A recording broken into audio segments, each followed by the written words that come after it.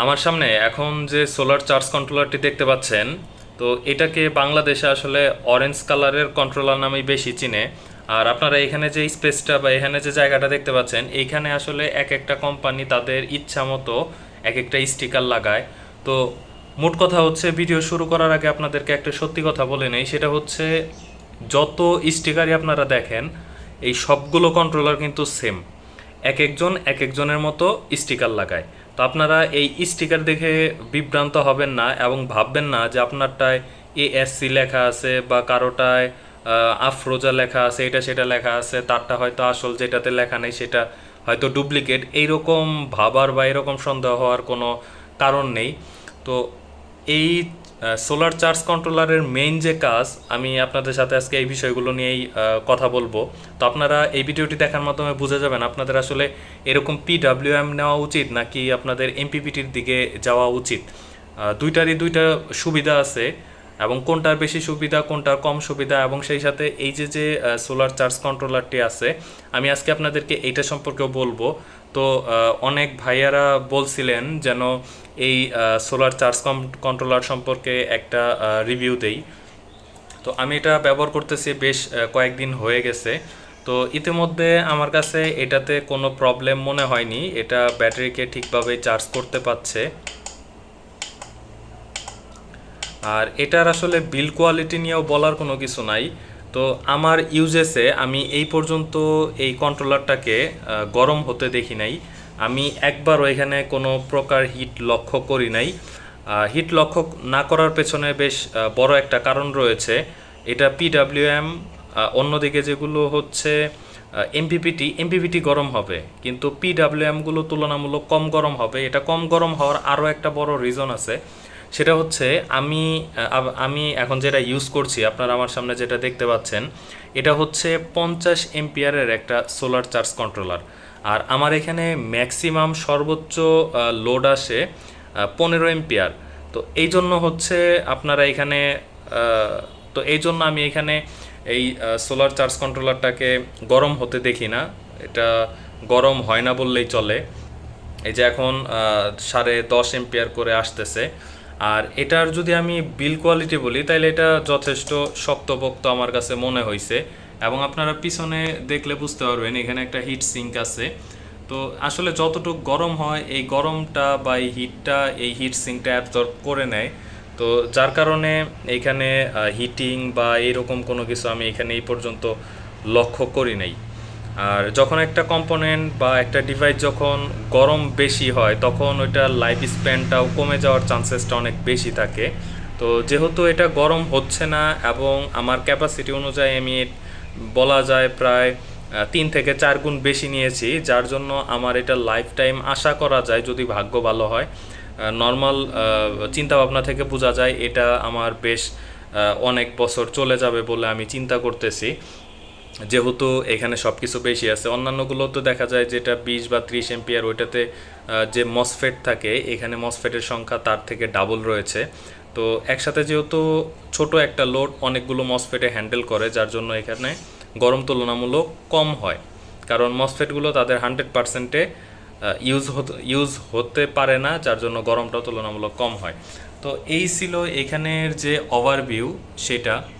যেমন এইখানে আপনারা পাবেন শক্ত একটা প্লাস্টিকের একটা বডি ফ্রেম, এটা হচ্ছে কমলা কালার। আর এরপরে হচ্ছে আপনারা পিছনে একটা হিট সিঙ্ক পেয়ে যাবেন, একটা মোটামুটি আমি মোটাই বলবো। তবে আপনারা এমপিপিটিতে যে টাইপের দেখেন, এইখানে অবশ্যই ওইরকম হবে না। তো এটা আমি যেভাবে সেট আপ করছি, সেটা হচ্ছে একটা প্লেন একটা বক্সে আমি এটা সেট আপ করছি। আচ্ছা, তো এখানে আমি আপনাদেরকে একটা জিনিস দেখাই। নর্মালি এগুলো এখানে হচ্ছে 1 2 3টার মতো থাকে। এক হচ্ছে প্যানেল কানেকশন, ব্যাটারি কানেকশন, আর একটা হচ্ছে লোড আউটের। কিন্তু এখানে আপনারা লক্ষ্য করলে দেখতে পারবেন এখানে অতিরিক্ত আরও একটা আছে। অর্থাৎ এখানে হচ্ছে আপনারা সোলার প্যানেল যদি চান আরও একটা সেপারেটলি ইউজ করতে পারবেন। আমি এখানে একটা সোলার প্যানেল অ্যাড করেছি, সেই সাথে এটা হচ্ছে ব্যাটারি কানেকশন। এবং এটা হচ্ছে লোড কানেকশন। আমি যেহেতু এখান থেকে কোনো লোড ইউজ করতেছি না, এই জন্য আমি এখানে কোনো লোড লাগাইনি। এবং সেই সাথে আপনারা এখানে ইউএসবির একটা দুইটা পোর্ট পাবেন। তো ইউএসবির পোর্টগুলো আসলে কতটা হেল্পফুল বা কতটা কাজে লাগে সেটা আপনারা আমার আগের ভিডিও দেখলেই বুঝতে পারবেন। তো এটা হচ্ছে এখানের ওভারঅল যে লুক বা আপনারা হাতে যখন পাবেন তখন কেমন থাকবে এটাই। আর এটার বক্সটা দেখতে হচ্ছে কমলা কালারের, আমি আপনাদের সাথে একটু পরে সেটাও শেয়ার করব। তো এখানে এখানে আপনারা সেই সাথে দুইটা বাটন পেয়ে যাবেন, একটা হচ্ছে মেনু বাটন আর একটা হচ্ছে সেট বাটন। আপনারা এই মেনু বাটনে ক্লিক করলে দেখতে পারবেন এই পর্যন্ত আপনার সোলার প্যানেল থেকে ব্যাটারিতে কত এম্পিয়ার আসছে। তো আমি বেশ কতদিন যাবৎ চালাচ্ছি, ওই অনুযায়ী আমার এখানে এই পর্যন্ত 160 এম্পিয়ার পর্যন্ত ঢুকেছে। এরপরে হচ্ছে এটা ব্যাটারি থেকে এই লোড, তো এই পর্যন্ত আমার লোড আমি একটুও চালাই নাই, যার জন্য এখানে 0 এম্পিয়ার। আর এরপরে হচ্ছে সোলার প্যানেল থেকে ব্যাটারি যে হাই কাটটা আছে সেটা, এটা কততে গেলে হাই কাট হবে সেটাই এখানে লেখা। তো আপনারা এটার জন্য এখানে প্রেস করে ধরে রাখবেন, প্রেস করে ধরে রাখার পর এটা ব্লিঙ্ক করতে থাকবে। ব্লিঙ্ক করার পর আপনারা এখানে সেটে টিপ দিলে এটা আবার সেট হয়ে যাবে আপনি যত রাখতে চান। তবে যারা যারা আপনারা পানি ব্যাটারিগুলো ইউজ করেন তারা 14.2-এ রাখবেন, এবং যারা পাউডার ব্যাটারিগুলো ইউজ করেন তারাও এটা 14তে রাখতে পারেন। এরকম রাখলে আপনাদের এটা হাই কাটটা সেট হয়ে যাবে। আর এখানে লকাট হিসেবে দেওয়া আছে 11 ভোল্ট, অর্থাৎ 11 ভোল্টে যখন ব্যাটারি চলে আসবে তখন এখান থেকে কোনো আউটপুট আর আসবে না, অর্থাৎ ব্যাটারি থেকে আউটপুটটা সে বন্ধ করে দিবে। এটা হচ্ছে লকাট। আর লকাট সেটিংস আপনারা করার জন্য এখানে প্রেস করে ধরে রাখবেন, ধরে রাখার পর এটা আমি ধরে রাখতেছি।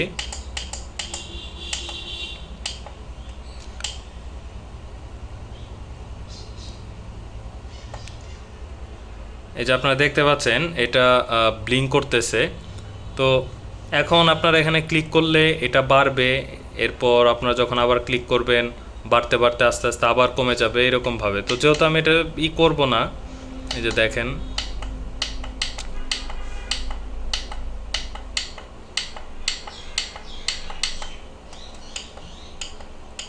এটা আপনাদের প্লাসের কাজ করবে। আমি এখানে 10.5 রাখলাম। আচ্ছা, আমার এইখানে ধরে রাখতে হবে। তো আমি যখন এই মেনু বাটনে ধরে রাখবো তখন আমার এটা একদম সেট হয়ে যাবে। আচ্ছা, যাই হোক, আমি এখানে আপনাদের দেখানোর জন্য 10.5 দিয়ে রাখলাম। আর এই যে আরেকটা আপনাদেরকে দেখাই, এখানে 24 আওয়ার। আপনারা যদি চান যে আপনারা 12 ঘন্টা লোড ইউজ করবেন তাহলে আপনারা 12 ঘন্টা দিয়ে রাখবেন। আর আর যদি আপনারা মনে করেন যে না আমি টোটালি সবসময় লোড ইউজ করতে চাই, সেক্ষেত্রে আপনারা এখানে 24 দিয়ে রাখবেন। তো এটা আমি বলবো আপনারা 24ই দিয়ে রাখেন। এই যে লোড এই পর্যন্ত কোনো কিছু ইউজ করা হয় নাই।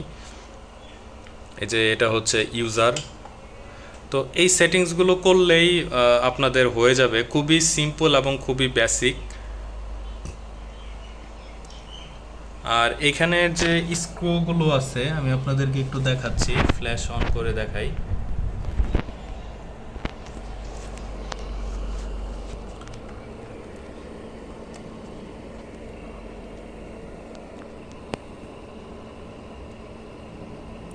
এখানে যে স্ক্রুর হোলগুলো আছে এগুলো আমার কাছে বেশ ভালোই শক্তপোক্ত মনে হয়েছে।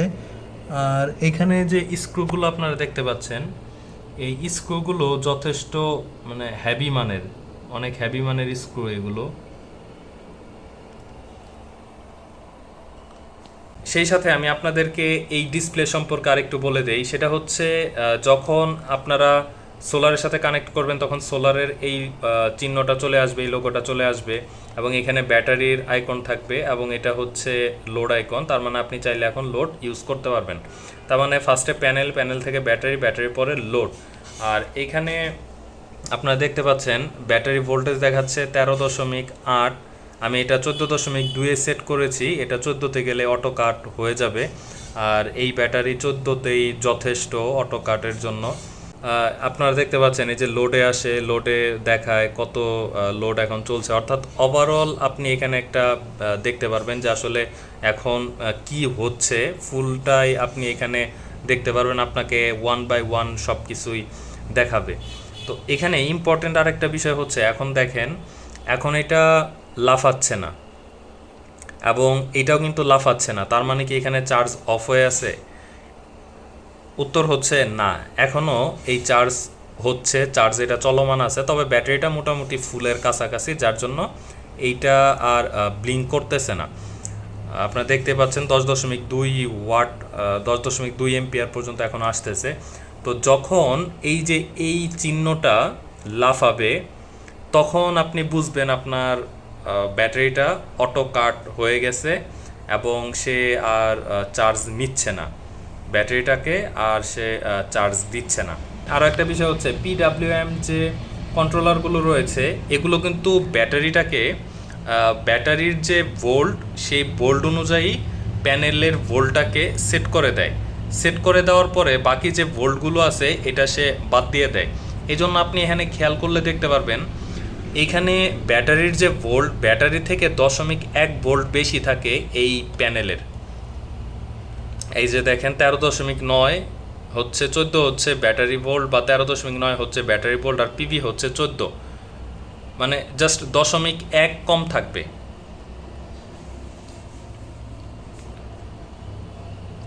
আর অন্যদিকে হচ্ছে এই প্যানেল থেকে যে ভোল্টটা আসে সেটা হচ্ছে 19-20 এরকমের মতো ভোল্ট আসে।